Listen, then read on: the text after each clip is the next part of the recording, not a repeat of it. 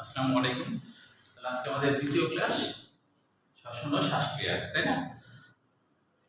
তাহলে গত দিনের বিষয়গুলো পড়েছি তো, একটু বলো তো যে নাসা গহ্বরে কি ধরনের কোষ থাকে?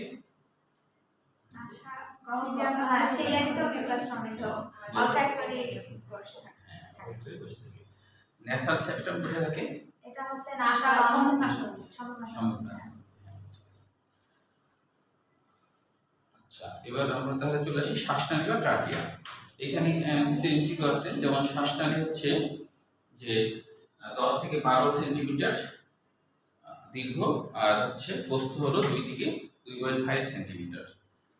আর আরেকটা মনে রাখতে হবে যে আমাদের এই ট্রাকিয়াতে তরুণাস্থি থাকে 15 থেকে 20টি, তবে মাঝে ধরবে 16 থেকে 20টি আছে, দুটো মনে রাখবো। আর এখানে সি আকৃতি, তরুণাস্থিগুলো সি আকৃতির হয়। তবে কোনো কোনো বইয়ে ইউ ডি সি তিনটাই বলা আছে, হ্যাঁ, ইউ ডি সি তিনটা বলা আছে, এটা মনে রাখবো। হ্যাঁ, ইউ ডি সি। হ্যাঁ, ওই যে কি ডিডে নামটা সি আকৃতির আছে দেখলাম। আচ্ছা, এবার আমরা বঙ্কাসে আসি। তো বঙ্কাসের বাংলা অর্থ আসলে হচ্ছে বাতাস যাওয়ার রাস্তা। বঙ্কাসের আরেকটা নাম আছে আলিমের বইয়ে, এটা মনে রাখবো, সেটা হলো ক্রম নালী।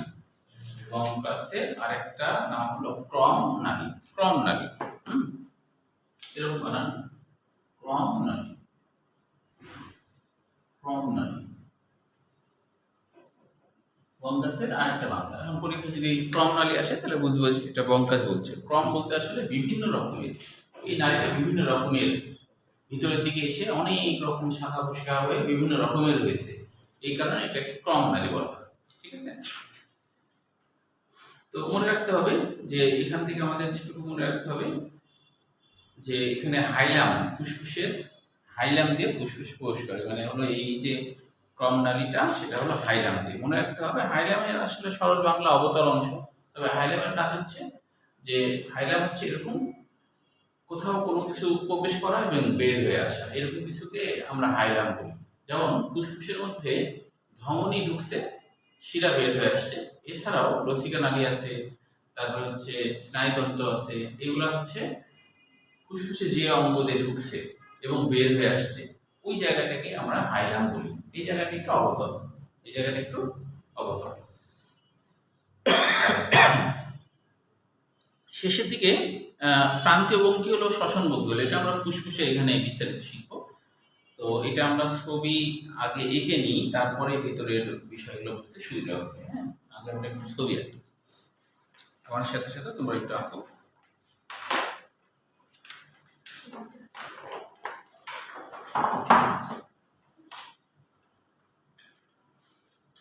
তো একটু বড় করে আসবে, যেহেতু বড় করে আসলে জায়গা পাওয়া যাবে, তো জায়গাটা দরকার।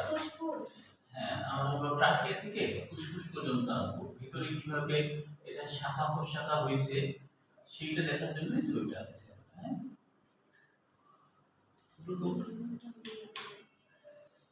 তো মনে রাখবা ডান দিকেরটা একটু ছোট হয় আর বাম দিকেরটা একটু বড় হয়। এই যে এখানে যে ট্রাকিয়া ভাগ হয়ে গেছে না, ট্রাকিয়া যখন ভাগ হয় তখন আমরা কি বলেছি? বঙ্কাস বলেছি, তাই না? বা ক্রম নালী বলেছি। এই বঙ্কাসের সরল বাংলা অর্থ হলো বাতাস যাওয়ার রাস্তা। তো এই বাতাস যাওয়ার রাস্তা এখানে দুই ফুসফুসে দুই রকম, এই দিকটা একটু ছোট, এই দিকটা একটু বড়। ডান দিকেরটা ছোট আর বাম দিকেরটা বড়। এই কারণে দেখা যায় যে ডান ফুসফুস বেশি আক্রান্ত হয়, ম্যাক্সিমাম ক্ষেত্রে ডান ফুসফুস বেশি আক্রান্ত হয়। কারণ কোনো যখন জীবাণু ঢোকে তখন যেটা কাছে সেখানে তো যাইতে চাইবে, তাই কি না? দূরে তুমি যদি খাবার কাছে পাও তো কাছেই তো যাবা, দূরে যাবা, দূরে তো যাবা, তাই না? তাহলে ঠিক সেরকমই যে এটা এটা যেহেতু ছোট, এটা যেহেতু দৈর্ঘ্যটা ছোট, তাই ডান ফুসফুস বেশি আক্রান্ত হয়। এবং ক্ষয়ের জন্য যদি আসে ডান ফুসফুস কেন বেশি আক্রান্ত হয়, তাহলে বলবো যেহেতু ডান ফুসফুস ছোট, জীবাণুরা কাছে যাইতে চায়, সেই জন্য ডান ফুসফুস বেশি আক্রান্ত হয়, এটা মনে রাখবা। হ্যাঁ, আচ্ছা, এখন দেখো ফুসফুসের যে এখান থেকে এরা তো একটু এরকম বড় করে আঁকবো কেন, যে যেহেতু এই কারণে বড় করে আঁকবো যাতে এর ভিতরে সবকিছু দেখাতে সুবিধা হয়। তবে এটা একটু লম্বায় বড় হয়, কিন্তু হলো বুঝতে কিন্তু আবার ছোট হয়। লম্বায় বড় হয়, বুঝতে ছোট হয়, লম্বায় বড়। বাম ফুসফুস আকারে হ্যাঁ বেশি আকারে বাম ফুসফুস। হ্যাঁ, মানে ডান ফুসফুস বেশি আক্রান্ত হয়। এটা হলো ডান, এটা ডান। হাতের যেটা বাম হবে, হ্যাঁ ওই যে বলেছি না, রোগীর কথা ভাবতে হবে, রোগীর কথা ভাবতে হবে। হ্যাঁ, রোগীর কথা ভাবতে হবে, রোগীর কথা ভাবতে হবে। রোগী দেখছো তুমি, হ্যাঁ, তাহলে রোগীর ক্ষেত্রে রোগীর ডান দিক, এটা হলো রোগীর ডান দিক। ঠিক আছে।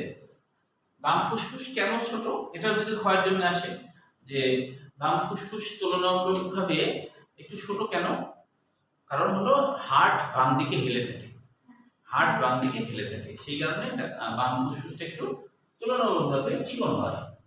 ঠিক আছে, তবে লম্বায় বড় হয়। এখন এর মধ্যে আবার এই ফুসফুসের মধ্যে অনেকগুলা খন্ডক আছে, যাকে লোব বলা হয়। লোব মানে তো খন্ডক, তাই না? এরকম অনেকগুলা, এখানে আবার দুইটা খন্ডক, এখানে দুইটা খন্ডক। এরপরে আবার দেখা গেছে যে এর মধ্যেও আবার আরো অনেক খন্ডক আছে, এর ভিতরে আছে। এই খন্ডগুলোকে সেগমেন্ট বলা হয়, এই খন্ডগুলোকে বলা হয় সেগমেন্ট। সেগমেন্ট হলো ডান ফুসফুসে আছে হলো 10টা, ডান ফুসফুসে আছে 10টা। এখানে তো দেখা যায় 10টা, ওখানে দেখা যাবে না। হ্যাঁ, সেজন্যই আঁকতে হবে, একে বুঝতে হবে। তাহলে সেগমেন্টের সরল বাংলা অর্থ হলো অংশ। সেগমেন্টের সরল বাংলা অর্থ অংশ। হ্যাঁ, সেগমেন্ট আবার অসংখ্য লোবিউলে বিভক্ত। সেগমেন্ট আবার অসংখ্য লোবিউলে বিভক্ত। তার মানে হচ্ছে ফুসফুসের ডান ফুসফুস মনে করো 3টা লোব, ডান ফুসফুসে 3টা লোব আছে। ফুসফুসে 3টি লোব, এগুলো একটু নোট করে পড়লে ভালো হয়, তাহলে মনে থাকবে। হ্যাঁ, বাম ফুসফুসে 2টা। এখন প্রতিটা এই যে লোবগুলো আছে ডান ফুসফুসে, এখন ডান ফুসফুসে যে লোবগুলো আছে, 3টা লোব আছে, 3 লোব মিলে টোটাল সেগমেন্ট কতগুলো? ডান ফুসফুসে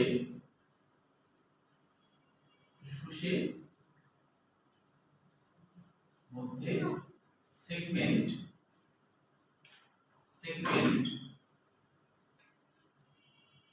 মানে অংশ, সেগমেন্ট মানে অংশ আছে কয়টা? হলো 10টি। লোব, ওটা লোব মানে খণ্ডক। লোবের বাংলা অর্থ খণ্ডক, লোবের বাংলা অর্থ খণ্ডক। হ্যাঁ, এখন প্রত্যেকটা খণ্ডক আবার কতগুলো অংশে বিভক্ত, কিন্তু যখন আবার সেগমেন্ট আবার আরো অনেক অসংখ্য ছোট ছোট খণ্ডকে বিভক্ত হয়, যেমন সেগমেন্ট যখন অসংখ্য ছোট ছোট খণ্ডকে, যখন সেগমেন্ট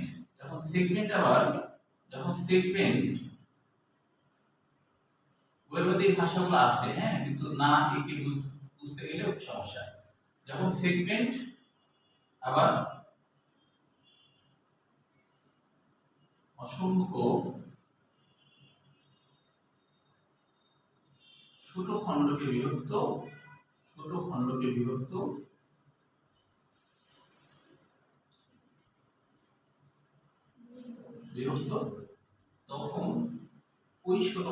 তখন ওই ছোট খণ্ডগুলোকে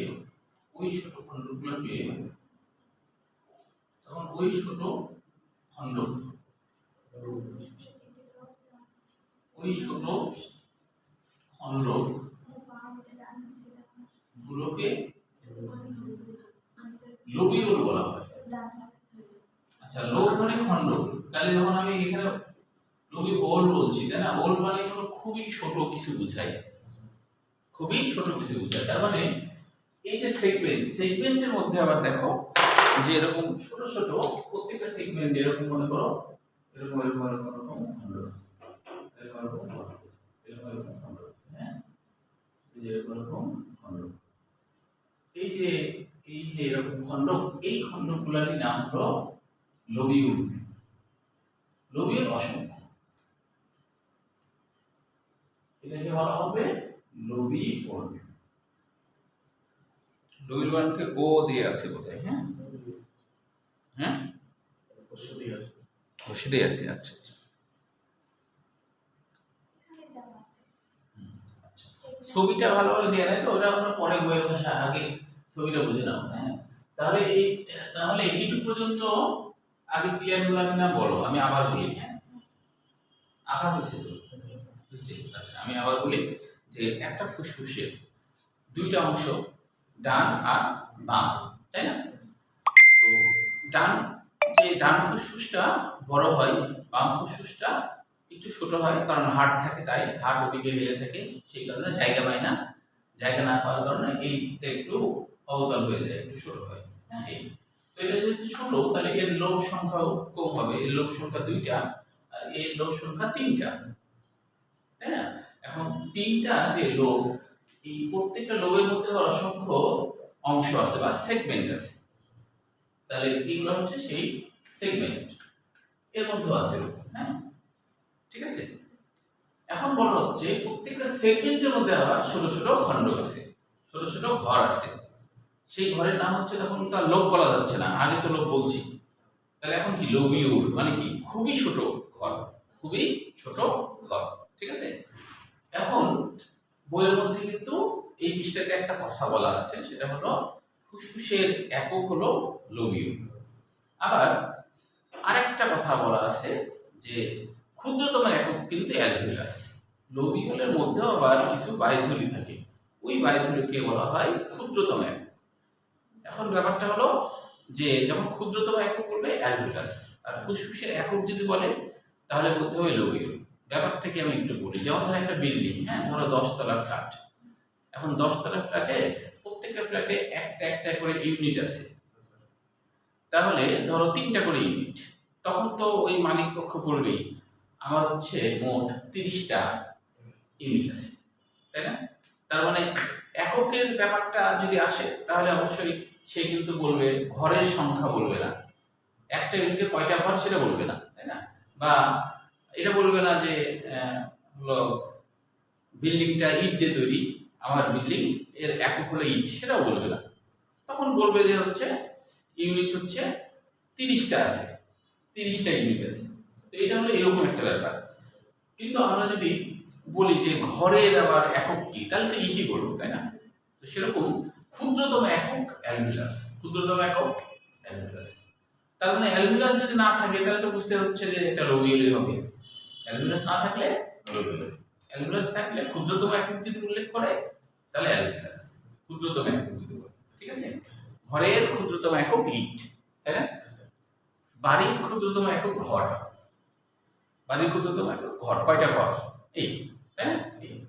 আচ্ছা, তাহলে লোবিউল পর্যন্ত শেষ। এখন এবার দেখো এই যে ট্রাকিয়া বা শ্বাসনালী, এ যখন ভিতরে ঢুকছে তখন কিন্তু যতগুলো ঘর সব ঘরের ভিতরে, প্রথমে যখন আসছে, আসার পরে দেখছে যে দুই দিকে 2টা ফুসফুস, তাই সে 2 ভাগে ভাগ হলো, হওয়ার পরে ভিতরে আসছে দেখছে আরে 2 ভাগে ভাগ হলে তো হবে না, এখানে তো দেখছি 3টা ঘর, প্রথমে 3টা ঘর আবার বলেন একটু, আমি লিখতেছিলাম আচ্ছা, লেখার সময় তুমি আমাকে থামতে বলবে, নাহলে তো একসাথে 2 কথা হবে না, হ্যাঁ। কোন কথাটা আবার বলবো, কোথা থেকে শুরু হয়েছে সেটা বলো। শ্বাসনালী, ওখান থেকে আবার শ্বাসনালী ঢুকলো ভিতরে নাকি? ও এই এখান থেকে, আচ্ছা ঠিক আছে। তাহলে এটা হলো ট্রাকিয়া বা শ্বাসনালী। শ্বাসনালী যখন নিচের দিকে নেমেছে তখন দেখছে যে 2টা আলাদা আলাদা ফুসফুস, তাই 2 ভাগে ভাগ হলো। 2 ভাগে ভাগ হওয়ার পরে দেখছে যে ভিতরে তো আসলাম, আসে দেখি এর মধ্যে আবার 3টা ঘর, তাই সে আবার 3 ভাগে ভাগ হলো, একটা এই ঘরে গেল, একটা এই ঘরে গেল, আর একটা এই ঘরে গেল। তারপরে আবার বলছে, তারপরে আবার এই 3টা ঘরের মধ্যে আসার পরে, মানে 3টা লোবের মধ্যে আসার পরে এরা দেখছে যে 3টা ঘরে আসেও তো লাভ হচ্ছে না, এর মধ্যে তো দেখছি এর মধ্যে তো দেখছি আরো ঘর আছে, আরো ছোট ছোট ঘর আছে। যেমন খাবার দিতে, যদি কেউ খাবার দিতে আসছে, হ্যাঁ, বললো যে যাও তুমি ওই দিকে যাও, ওদিকে যাই খাবার দাও। তো প্রথমে ওইদিকে গেছে, যাই দেখছে যে আরে খালি এই বাড়িতে আসলে তো হচ্ছে না, এই বাড়ির মধ্যে তো অনেকগুলো রুম আছে, তো রুমের মধ্যে তো আবার খাবার দিতে হবে। তখন কি আবার রুমে ঢুকলো, রুমে ঢোকার পরে দেখছে যে না, রুমের বেলকুনিতেও আবার মানুষজন আছে, ওখানেও খাবার দিতে হবে, তাহলে আবার ওখানেও ঢোকা লাগবে। তো এইখানে তাই হয়েছে, ও প্রথমে ঢুকছিল দুই ফুসফুসে দুইটা নালী হয়ে ঢুকে দেখছে তিনটা ঘর, তাই তিন ভাগে ভাগ হলো। ভাগ হওয়ার পরে দেখছে আরে তিন ভাগে ভাগ হলেও তো হবে না, আরো তো ঘর আছে, তার মানে কি আবার সে ভাগ হবে, তাহলে আবার ভাগ হলে সেগমেন্টে সেগমেন্টে যাবে, তাহলে দেখো সেগমেন্টে যাচ্ছে, এখন আবার ভাগ হয়ে সেগমেন্টে যাচ্ছে। তাহলে ধরো আমি যে কোনো একটা দেখেন, ধরো এটা দেখাচ্ছি, তাহলে এই যে সেগমেন্টে ঢুকলো, আবার সেগমেন্টে ঢুকছে, সেগমেন্টে ঢুকছে, সেগমেন্টে ঢুকলো। স্যার প্রত্যেকটা সেগমেন্টে ঢুকবে? হ্যাঁ, প্রত্যেকটা সেগমেন্টে ঢুকবে। হ্যাঁ, এও প্রত্যেকটা সেগমেন্টে ঢুকবে, এও প্রত্যেকটা সেগমেন্টে ঢুকবে। তাহলে এইভাবে ঢুকছে। তাহলে এখন এখানে মোট কয়টা আসলো দেখো। প্রথমটার নাম হলো বলবো প্রাইমারি বঙ্কাস। প্রথমটার নাম কি? Primary bronchus. বইয়ের ভাষা বুঝতে গেলে ছবি কিন্তু আগে ভালো করে বুঝতে হবে। প্রাইমারি বঙ্কাস, এটার নাম কি হলো? Primary bronchus. তারপরে আবার ভাগ হয়েছে কিনা? আবার ভাগ হয়েছে, তাহলে এর নাম কি? Secondary bronchus. তাহলে এর নাম হলো সেকেন্ডারি বঙ্কাস। সেকেন্ডারি বঙ্কাসের আরেকটা নাম আছে, সেকেন্ডারি বঙ্কাস বা লোবার বঙ্কাস। যেহেতু লোবে ঢুকে, সেকেন্ডারি বঙ্কাস বা লোবার বঙ্কাস, মানে লোবে ঢুকে, তো তাই এর আরেকটা নাম কি? Lobar bronchus. যেহেতু লোবে ঢুকে, তাই সেকেন্ডারি বঙ্কাসের অপর নাম কি? Lobar bronchus. যেহেতু লোবে ঢুকছে, তাই সেকেন্ডারি বঙ্কাসের অপর নাম হলো লোবার বঙ্কাস। আচ্ছা, আবার তো ভাগ হয়েছে, তাই কি না? আবার ভাগ হয়েছে, তাহলে আবার যখন ভাগ হয়েছে তখন এর নাম কি? টারশিয়ারি হবে না? সেকেন্ডারি কমপ্লিট, এখন কি? টারশিয়ারি। তাহলে এইবার এইটার নাম, এই যে আবার ভাগ হয়েছে, এবার এটার নাম কি? Tertiary bronchus. স্যার, হ্যাঁ বলো। এই যে এখানে বলা আছে টারশিয়ারি ব্রঙ্কাস বা সেগমেন্টাল ব্রঙ্কাস। হ্যাঁ, তো হচ্ছে এটা তো লোবিউলের মধ্যে প্রবেশ করলো না, তাহলে সেগমেন্টাল কেন বলছে? সেকেন্ডারি তো হচ্ছে সেগমেন্টের মধ্যে। বলছি টারশিয়ারি বঙ্কাস, এটা লিখে নিই, বা সেগমেন্টাল বঙ্কাস। Segmental bronchus. প্রত্যেকটা সেগমেন্ট অসংখ্য বঙ্কিউলে, এই লোবিউলে বিভক্ত, তাই না? তাহলে এরকম হচ্ছে এই টারশিয়ারি বঙ্কাসটার নাম হলো সেগমেন্টাল হইছে। এখন এই যে টারশিয়ারি বঙ্কাস, এই টারশিয়ারি বঙ্কাস যখন ভাগ হয়ে লোবিউলে ঢুকবে, এখানে ধরো লোবিউল আছে, এর নাম হলো লোবিউল আছে, হ্যাঁ, এখানে লোবিউল আছে। যখন সেই লোবিউলে যখন ভাগ হবে, তখন এর নাম হবে বঙ্কিউল। তখন এর নাম হবে কি? বঙ্কিউল। লোবিউলের মধ্যে যখন ঢুকবে, যখন লোবিউলে ঢুকবে, তখন এর নাম বঙ্কিউল হবে। কেন বঙ্কিউল হবে বলি, টারশিয়ারি তো শেষ, এটা কিন্তু ছোট হয়ে যাচ্ছে। হ্যাঁ, তার থেকে শুরু হয়ে যাচ্ছে। তাহলে দেখো এখন এর মধ্যে ঢুকছে, তাই না? অন্য গলিতে দেখো, অন্য গলিতে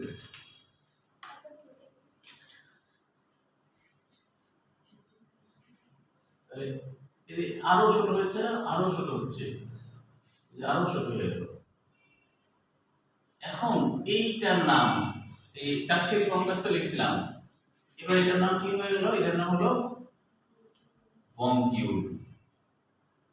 মানে টারশিয়ারি ব্রঙ্কাস থেকে আবার শাখা হয়েছে। হ্যাঁ, টারশিয়ারি বঙ্কাস থেকে আবার শাখা হলে তার নাম হবে বঙ্কিউল। যেহেতু বঙ্কাস মানে হচ্ছে, বঙ্কাস মানে তো বাতাস যাওয়ার রাস্তা ছিল, কিন্তু সেই বাতাস যাওয়ার রাস্তাটা অনেক চিকন হয়েছে কিনা, তাহলে এখন আমি উল কথা ব্যবহার করবো না। উল মানে কি? খুবই চিকন। যেহেতু খুবই চিকন হয়ে গেছে, কারণ হলো যে সে অনেক ক্ষুদ্রতম অংশে চলে গেছে, লোবিউলে চলে গেছে, তাই এর নাম আর তখন আর বঙ্কাস বলতে পারছি না। যেগুলো কি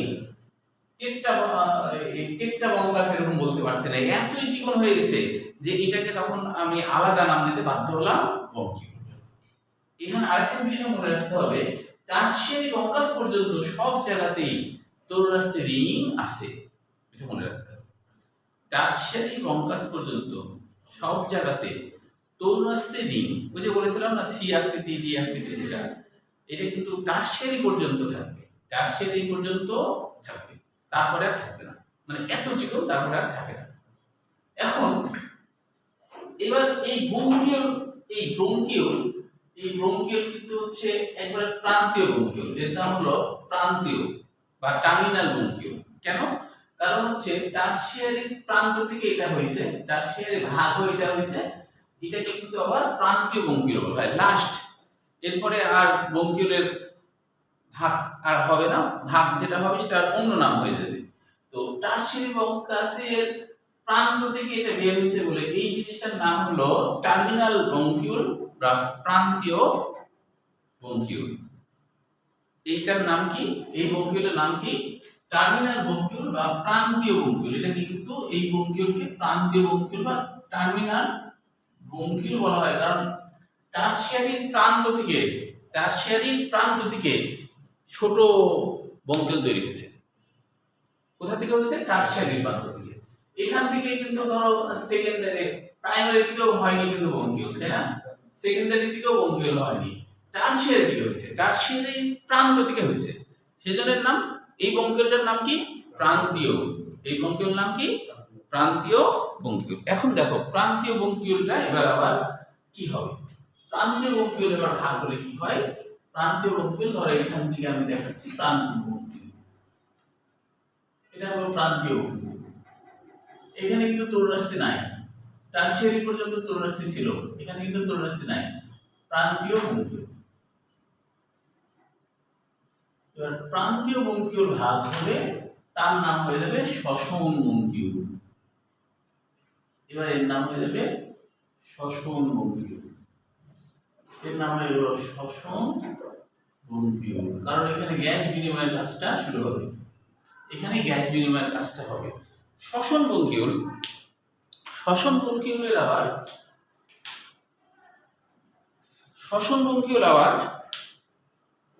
ভাগ হবে যখন, এবার শ্বসন ব্রঙ্কিউল ভাগ হলে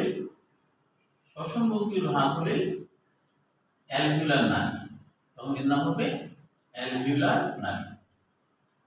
শ্বসন ব্রঙ্কিউল ভাগ হলে এর নাম হবে অ্যালভিউলার নালী।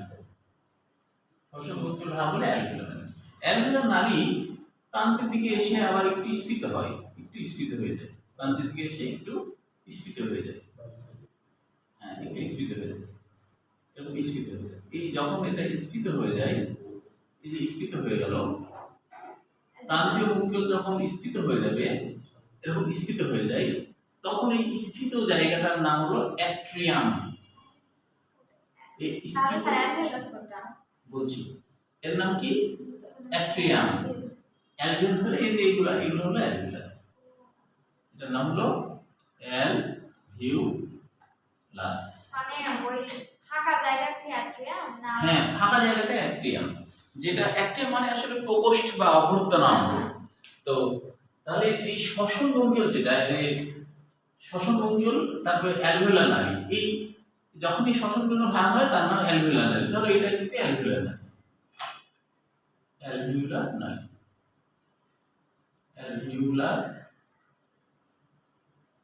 অ্যালভিউলার নালী। শ্বসন ব্রঙ্কিউল ভাগ হলে তার নাম হয় অ্যালভিউলার নালী। অ্যালভিউলার নালী তোমার হচ্ছে প্রান্তের দিকে এসে স্ফীত হয়, স্ফীত হয়ে অনেক অ্যালভিউলাস তৈরি করে। তখন এই গোটা অ্যালভিউলাসকে একসাথে বলা হয় অ্যালভিউলার থলি, গোটাটাকে বলা হয় অ্যালভিউলার থলি, অ্যালভিউলার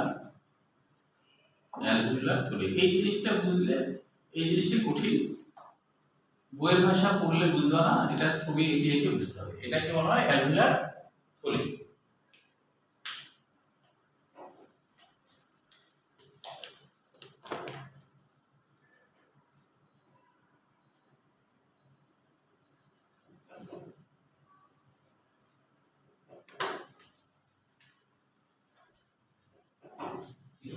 লেখা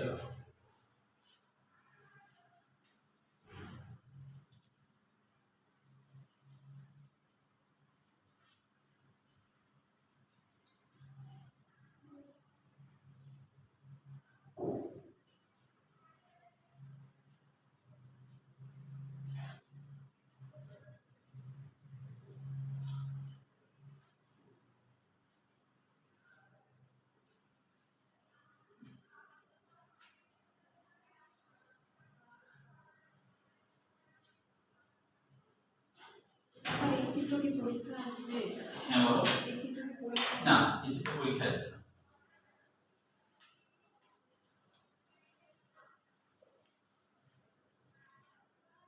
এটা আসলে বোঝার জন্য এই চিত্র পরীক্ষায় যাবে।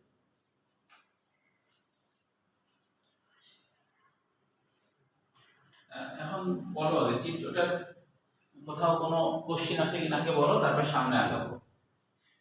আর ওই যে হচ্ছে হ্যাঁ টারশিয়ারি ব্রঙ্কাস থেকে হচ্ছে শুধু ওই ব্রঙ্কিওলের সৃষ্টি হবে, কেন সেকেন্ডারি ওগুলো থেকে হবে না? হবে না, না। সৃষ্টি সেকেন্ডারিতে হবে না। কেন হবে না? দেখো যে সেকেন্ডারি টারশিয়ারি দুই জায়গাতেই তরুণাস্থিরিং থাকে, ওটা মোটামুটি বড়। হ্যাঁ, তাহলে টারশিয়ারি পরে যে ভাগটা হচ্ছে এটা এতই চিকন হয়, এতই মাইক্রোস্কোপিক ধরনের হয় যে যার জন্য ওটাকে আমি উল কথা ব্যবহার করছি। বঙ্কাসার না বলে কি বলছি? উল, বঙ্কিউল। ঠিক আছে? তাহলে টারশিয়ারি প্রান্ত দিকেই তো এটা তৈরি হলো, টারশিয়ারি প্রান্ত দিকে তৈরি হয়েছে, তাহলে একে প্রান্তীয় বঙ্কিউল বলবো না? যেহেতু প্রান্ত দিকে হলো তাই নাম প্রান্তীয় বঙ্কিউল। আর উল্টাপাল্টা করে ফেলেছে, মানে প্রাইমারি থেকে হলো সেকেন্ডারি, সেকেন্ডারি থেকে টারশিয়ারি, টারশিয়ারি। টারশিয়ারি প্রান্তটা হ্যাঁ তার থেকে কিভাবে ব্রঙ্কিওল তৈরি হয়? বুঝা গেল? টারশিয়ারি পরে বঙ্কিউল হয়েছে, মানে তখন হলো তরুণাস্থি নাই এবং খুবই চিকন, খুবই চিকন হওয়ার কারণে ওটাকে আমি আর বঙ্কাস বলতে পারছি না। এটা এত চিকন হয়ে গেছে ওটাকে আর বঙ্কাস বলতে পারছি না। বুঝা গেল কি? এখানে আরো কিছু বিষয় লজিক্যালি বোঝার আছে, যেমন ধরো যে আসলে এরকম আলাদা আলাদা খণ্ডক কেন? এরকম আলাদা আলাদা খণ্ডক হওয়ার মেন কারণ আমাদের প্রতিরক্ষার জন্য। আমাদের কোনো কারণবশত কোনো একটা লোবিউলে যদি ইনফেকশন হয় তাহলে খুব সহজেই তাড়াতাড়ি অন্যান্য জায়গাতে ছড়াই যায় না। হ্যাঁ, কোনো কারণবশত একটা সেগমেন্ট পর্যন্ত ধরো কভার মানে জীবাণু দ্বারা অ্যাটাক হয়ে ওই জায়গাতে আমরা ইনফেকশন হয়েছে, খুব তাড়াতাড়ি আবার আরেকটা সেগমেন্ট আসতে পারে না। এখানে কিন্তু একটা পর্দার মতো গঠন থাকে, যেটার কারণে আরেকটা জায়গাতে আসতে পারে না। এই প্রোটেকশনের জন্য এরকম আলাদা আলাদা আলাদা খণ্ডক দিয়ে রাখছে, যাতে করে যদি খণ্ডক না থাকতো, গোড়াটাই খোলা থাকতো, তাহলে একটা জায়গায় আক্রান্ত হলে সব জায়গা শেষ হয়ে যাবে। সেই জন্য আল্লাহ এরকম আলাদা আলাদা খণ্ডক খণ্ডক করে করে বানাইছে, যাতে করে সহজেই মানুষ ইয়া না হয়, ঝামেলা না করে। এই লোবিউলের মাঝে অ্যালভিউলাস থাকে তো না? হ্যাঁ লোবিউলের মাঝে হ্যাঁ হ্যাঁ, লোবিউলের মধ্যেই তো অ্যালভিউলাস, লোবিউলের মধ্যে অসংখ্য অ্যালভিউলাস, কিন্তু সেই লোবিউলগুলো আবার আলাদা আলাদা খণ্ড, ছোট ছোট খণ্ড, এর বাইরে আলাদা পর্দা থাকে। হ্যাঁ, প্রত্যেকটাতে অ্যালভিউলাস আছে। হ্যাঁ, একটা না অসংখ্য অ্যালভিউলাস আছে, তাই না? আচ্ছা, এখানে একটা বিষয়, আরেকটা বিষয় মনে রাখতে হবে যে এই গোটা শ্বসনতন্ত্র কিন্তু একটা শ্বসন বৃক্ষের সাথে তুলনা করা হয়েছে। শ্বসন বৃক্ষ, বৃক্ষ, বৃক্ষ, শ্বসন বৃক্ষ। কেন? কারণ দেখো এটা গাছের মতো কিনা, এবং এটা যদি উল্টাই দাও তাহলে পুরো গাছের মতো হবে না। এটা যদি উল্টাও তাহলে দেখো গাছ যেমন উপরের দিকে অনেক শাখা পোশাখা। তো এইটা থাকার কারণও আছে, কারণ হলো শ্বসনতন্ত্র নিজেই বলতে যাচ্ছে আমি যার কাছ থেকে অক্সিজেন নিই তার ছবি আমি বুকে ধারণ করে রাখছি। এটা শ্বসনতন্ত্র বলতে যাচ্ছে। হ্যাঁ হ্যাঁ, মানে তার প্রতি কৃতজ্ঞ, যার কাছ থেকে আমি অক্সিজেন নিচ্ছি তার ছবি আমার বুকে আমি ধারণ করে রাখছি, আমি কোথা থেকে নিচ্ছি সেটা আমি বুকে ধারণ করে রাখছি। এরকম একটা তারপরে তো স্যার যে মানে প্রাইমারি ব্রঙ্কাস তো সরাসরি একদম লোবিউল পর্যন্ত পৌঁছাতে পারবে না, কারণ এটা মোটা বড় আছে। এটা একটা যুক্তি আছে। হ্যাঁ, এটা সেজন্য শাখা প্রশাখা শাখা পোশাখা হতে হচ্ছে। হ্যাঁ, কারণ অত ছোট জায়গায় তো ঢুকতে গেলে চিকন না হলে ঢুকতেও পারবে না, তাই না? এই জন্য আমি চিকন চিকন হয়ে তারপরে এরকম হয়েছে। তাহলে এটা একটা শ্বসন বৃক্ষ বলার কারণ এইটা। হ্যাঁ, শ্বসন বৃক্ষ, এটা উল্টানো একটা গাছের সাথে তুলনা করা যায়, তাই কি না? উল্টাই দিলে তো আসলে গাছই হবে, ঠিক কিনা? এবং আসলে প্রাথমিক অবস্থায় কিন্তু আমরা যখন পেটের মধ্যে হয়েছিলাম তখন তো আমাদের মাথায় নিচের দিকে, মানে যখন আমরা পরিণত হয়ে যায় তখন মাথা নিচের দিকে চলে যায়, তখন কি পুরা গাছই তো, বুঝলি? তখন তো পুরা গাছ, তো ওই জন্য পুরা গাছ, বুঝতে পারছো? হ্যাঁ, পুরা গাছ আর কি। হ্যাঁ, তো তার মানে হলো আমরা যখন পরিণত হয়ে যায় তখন তো অটোমেটিকলি গাছ তো গাছের মতোই ওরকম হয়ে থাকে, তখন তো আমার মাথা নিচের দিকে চলে আসে, তাই কি না? এই আর কি। হ্যাঁ, আর এখন এই শ্বসনতন্ত্র আসলে ঝুলে আছে কার মাধ্যমে? শ্বসনতন্ত্র, এই শ্বসনতন্ত্র মধ্যে ফুসফুস ঝুলে আছে, এর মধ্যে তো এর ভিতরে কিন্তু ধমনী ঢুকছে, তাই না? এর মধ্যে ধমনী ঢুকছে, তারপরে কার্বন ডাই অক্সাইড বের করার জন্য শিরা বের হয়ে আসছে, এর মধ্যে লসিকা নালী আছে, এর মধ্যে স্নায়ুতন্ত্র আছে, সব কিছু কিন্তু শ্বসন মূল হিসাবে কাজ করছে। মূল মানে কি? যা কোনো কিছুকে আটকায় রাখে, ধরে রাখে, তাকে মূল বলা হয়। মূলের সরল বাংলা কি? আমরা জানি মূলের সরল বাংলা হলো শিকড়, কিন্তু আসলে শিকড় বা মূলের সরল বাংলা হলো যেটা কোনো কিছুকে আটকায় রাখে, যেটা কোনো কিছুকে ধরে রাখে, তাকে বলা হয় মূল বা শিকড়। যেমন গাছ, গাছের কি আসলে শিকড়ই গাছটাকে ধরে রাখছে কিনা? শিকড় না হলে গাছ কি দাঁড়ায় থাকতে পারবে? কোনোভাবে দাঁড়ায় থাকতে পারবে? বলো, কোনোভাবে দাঁড়ায় থাকতে পারবে। তো এইখানে কিন্তু এই গোটা ফুসফুসকে কে ধরে রাখছে? গোটা ফুসফুসকে ধরে রাখছে মূলত শ্বসন মূল। শ্বসন মূল বলতে বোঝায় এখানে ধমনী, এখানে লসিকাতন্ত্র, এমনকি স্নায়ুতন্ত্র, সব কিছু হলো ভিতরে তো শাখা প্রশাখা, এখানে একটা মোটা মূলের মতো গঠন করে রাখছে, যেটা হলো ফুসফুসটাকে ধরে রাখছে। যদি তুমি কেটে দাও, এখান থেকে টাকে সহ যদি শ্বসন মূলটাকে কেটে দাও, তাহলে কিন্তু নিচে ধস করে পড়ে যাবে, ফুসফুস পড়ে যাবে কেটে দিলে। বুঝা গেল কি? তাহলে এটা হলো এই জিনিসটা খুব ভালো করে বুঝতে হবে। মানে ধমনী আর শিরা ফুসফুসে ধরে রাখে। হ্যাঁ, ধরে রাখছে। ছানাগুলো কি একদম লোবিউলে প্রবেশ করছে না শুধু সেগমেন্টে সেগমেন্টে আছে ধমনী শিরা? ও না, লোবিউলে প্রবেশ করছে। ধমনী শিরা লোবিউলে প্রবেশ করতেই হবে। ধমনী ভিতরে যে কোষিক জালিকায় পরিণত হয়েছে। ধমনী ভিতরে যে ধমনী আকারে যায়নি, কোষিক জালিকা আকারে গেছে। কেন যেতে হবে? কারণ হলো যখন হলো তোমার এই লোবিউলে যায়, লোবিউলের প্রত্যেকটা অ্যালভিউলাস, এই যে অ্যালভিউলাস আছে না, অ্যালভিউলাসের পাশ দিয়ে কিন্তু ধমনীর শাখা চলে গেছে।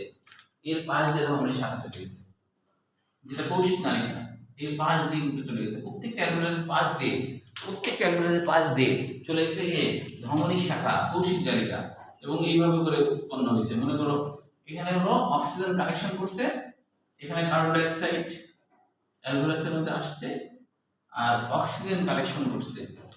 অক্সিজেন হলো ওদিক দিয়ে অক্সিজেন আসছে, ঢুকতেছে, তাই না? অক্সিজেন ঢুকছে, এখানে অক্সিজেন কালেকশন করছে। বুঝতে পারছো? তাহলে এখানে প্রত্যেকটা অ্যালভিউলাসের মধ্যে কোষিক জালিকা আছে, অ্যালভিউলাসের পাশ দিয়ে, নাহলে তো অক্সিজেন এবং কার্বন ডাই অক্সাইডের আদান প্রদান হবে না, গোটাটা থাকবে। কিন্তু মূল তো, মূল গোড়া তো এখানে, এখানে তো মূল গোড়া না, এই জন্য এটাকে শ্বসন মূল বলা হচ্ছে। ভিতরে তো মূল না, কারণ ওটা তো শাখা প্রশাখা হয়ে গেছে, তাই না? এই হলো ব্যাপার। তো এখন যদি বইয়ের ভাষা পড়ো, আশা করি বুঝে ফেলবা। আমি আরেকটু বলি, উপরের দিকে আর কি কি বিষয়গুলো লেখা আছে, যেমন প্লুরা লেখা আছে। প্লুরা মানে পাতলা আবরণ, তাই না? এবং প্লুরার দুইটা স্তর, বাইরের দিকে হলো প্যারাইটাল, প্যারাইটাল মানে ওয়াল বা প্রাচীর, ভিতরের দিকে ভিসেরাল। সাধারণত মনে রাখবা, ভিসেরালের সরল বাংলা অর্থ ভিসেরা বা ভিসেরাল। ভিসেরার সরল বাংলা অর্থ নরম অঙ্গসমূহ।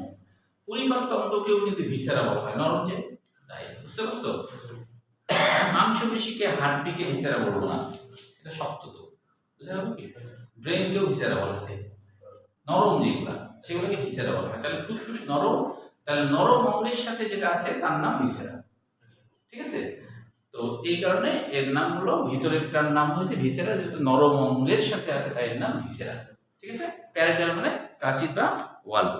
আশা করি এখন এই ছবির আলোকে যদি তুমি এই ফুসফুসটা গোটাটা পড়ো, আশা করি বুঝে বলবা। পড়ে ভালো তো এক্ষুনি, কারণ এটা কিন্তু অনেক বেশি বুঝার। হ্যাঁ, এটা অনেক বেশি বুঝার, তাই হলো এটা এক্ষুনি পড়ে না বুঝার কি আছে সেটা আমাকে বলো।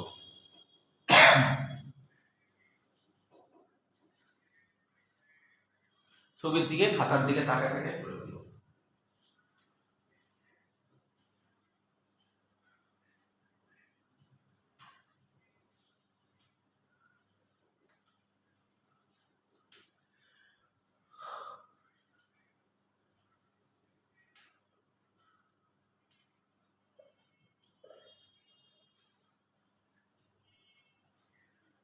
এই জিনিসটা একা একা বোঝা কঠিন, এটা খুব ধীরে সুস্থে না বুঝলে বুঝতে পারবো না।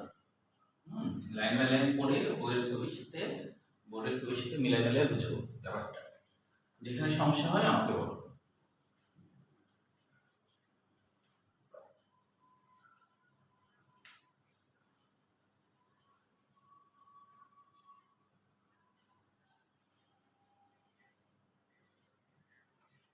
স্যার এখানে হাইলাম কোনটাকে বলছে?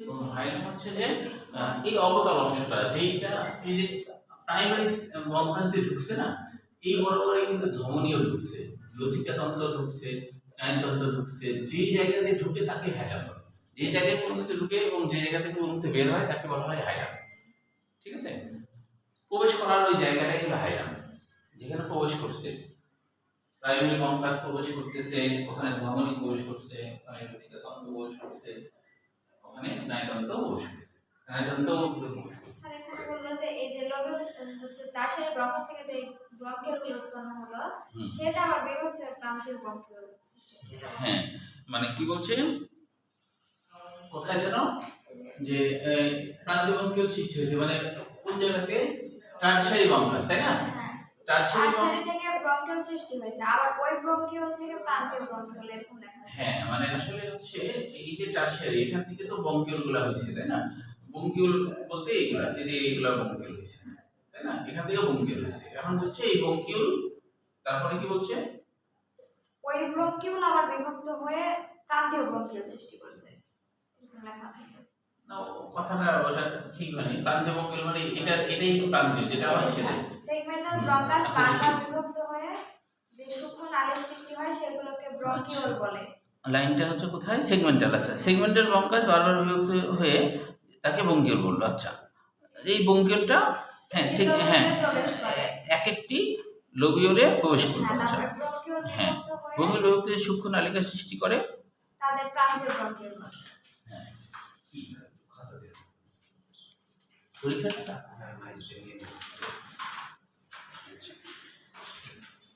এই কথাটা আসলে সঠিক না। তোমার হচ্ছে যে এইটা আবার বিভক্ত হলে তাহলে এই প্রথমটার নাম কি হবে? অবশ্যই এইটা বিভক্ত হওয়াটা অসম্ভব না, কারণ হচ্ছে যে প্রান্তীয় ব্রঙ্কিওল বিভক্ত হলো, আবার বিভক্ত হলো, তাই না? বিভক্ত হয়ে এই কটার, এটার কথা বলছে প্রান্তীয়, না কোনটা কথা বলছে প্রান্তীয়? মানে প্রান্তীয় বলছে হচ্ছে প্রথমে এটা হলো ব্রঙ্কিওল। ও আচ্ছা, এটা বলছে, ও আচ্ছা আচ্ছা, এটাকে বলছে ব্রঙ্কিওল। এটা হলো ব্রঙ্কিওল, আর ব্রঙ্কিওল যখন বিভক্ত হচ্ছে তখন প্রান্তীয়। হ্যাঁ, তার মানে এটা হলো প্রান্তীয়। এবারে লাস্টে তো না, তাহলে ঠিক আছে, লাস্টে যেহেতু এটাই তো লাস্ট পজিশন, একবারে শেষ। ঠিক আছে, হ্যাঁ হ্যাঁ, প্রথমে হলো ব্রঙ্কিওল হয়েছে, যখন ভাগ হয়েছে এ, যখন ভাগ হলো তখন প্রান্তীয়। ঠিক আছে, তারপর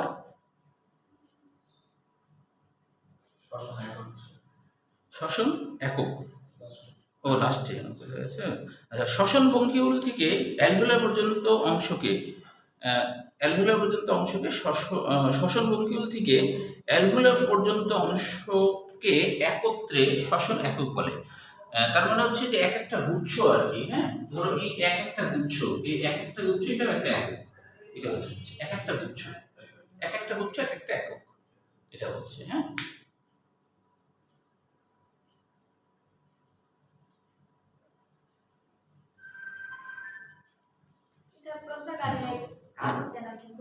কিসের কাজ? ও, প্রোস্টাগ্ল্যান্ডিন। ও, কাজের ওখানে আসছো। আচ্ছা, কাজটা আলোচনা করি একটু। হ্যাঁ, কাজটা বেশি 5 নম্বর উপরেগুলো বুঝবা। 5 নম্বর ইমিউনোগ্লোবিন, এটা মনে হয় জানো, তাই না? ইমিউনো মানে প্রতিরক্ষা, তাই না? এরা প্রতিরক্ষা প্রোটিনও ক্ষরণ করতে পারে। ফুসফুসের যে টিস্যুগুলো আছে তারা আর কি পারে, সেখানে কিছু টিস্যু আছে। ফুসফুসের টিস্যু সেরোটোনিন ও হিস্টামিন ক্ষরণ করে। সেরোটোনিন কিন্তু সাধারণভাবে মস্তিষ্ক থেকে যখন বের হয় তখন সেটা কিন্তু আমাদের, এটাকে বলা হয় সুখের হরমোন, তাই না? মস্তিষ্ক থেকে বের হয়। হ্যাঁ, কিন্তু এক একটা এক এক কাজ করে। যেমন আমাদের হচ্ছে যে যখন হচ্ছে ফুসফুস থেকে বের হচ্ছে, সে কিন্তু ফুসফুস রিলেটেড কাজগুলো করে। যেমন হলো এরা হচ্ছে সেরোটোনিনটা আমাদের হচ্ছে অনেক সময় করে আমাদের ফুসফুসের মধ্যে যদি কফ টপ জমে আর কি, হ্যাঁ, এটাকে দূরীভূত করার চেষ্টা করে সেরোটোনিন। হ্যাঁ, এই কাজটা করে। হিস্টামিনের কাজ তো জানোই যে, হ্যাঁ, হিস্টামিন হচ্ছে না, এইখানে হিস্টামিনের কাজটা হচ্ছে যে এই যে চুলকানি সৃষ্টি করা। বেশি হিস্টামিন ক্ষরণ হলে আমাদের সুরসুরি সৃষ্টি করে, তখনও কিন্তু কাশি হয়। তো এইগুলা বের করে দেয় আর কি, বিমুক্ত করে, সংরক্ষণ করে রাখে এবং দরকার হলে বের করে, যাতে আমরা কাশির মাধ্যমে যে ধুলাবালি বা কফগুলো যেন বের হয়ে যায়। তো এই জন্য আমাদের একটা কাশতে সাহায্য করে আর কি। আর ব্রাডিকানিনের কাজ হলো যে ফুসফুসের আশপাশে, অ্যালভিওলার আশপাশে যে রক্তনালীগুলো আছে এটাকে প্রসারিত করে। প্রোস্টাগ্ল্যান্ডিন সংকোচন করতে সাহায্য করে। তবে এটা এটা প্রথম আবিষ্কার হয়েছিল, পাওয়া গেছিল পোস্টেড গ্রন্থিতে। ছেলেদের পোস্টেড গ্রন্থি থাকে, ওটা পাওয়া গেছিল, প্রথম পাওয়া গেছিল, এই জন্য এর নাম প্রোস্টাগ্ল্যান্ডিন। গ্ল্যান্ড মানে গ্রন্থি, পোস্টেড গ্রন্থি, সেখান থেকে গ্ল্যান্ডিন যেহেতু প্রোটিন জাতীয়। প্রোস্টাগ্ল্যান্ডিনের কাজ হলো এটা আবার সংকোচন করার কাজ করে, রক্তনালীগুলোকে সংকোচন করার কাজ করে। একটা হচ্ছে প্রসারিত করার কাজ করে, আর একটা সংকোচন করার কাজ করে, যখন যেটা দরকার হয় সেই অনুযায়ী কাজ করে।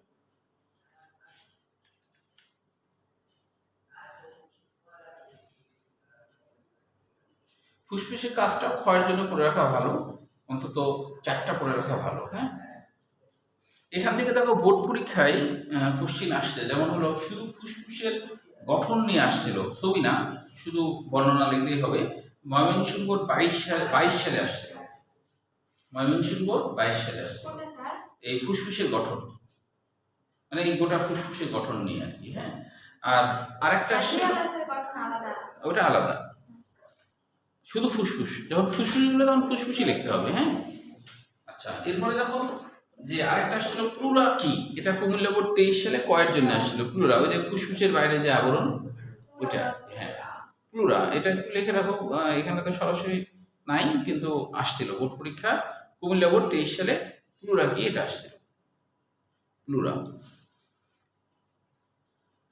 তারপরে শ্বসন বৃক্ষ কাকে বলে, এটা আসছিল ঢাকা বোর্ড 23 সালে কয়ের জন্য। শ্বসন বৃক্ষ কাকে বলে, মানে এটা জ্ঞানমূলক কোশ্চেন হিসেবে আসছিল ঢাকা বোর্ড 23 সালে।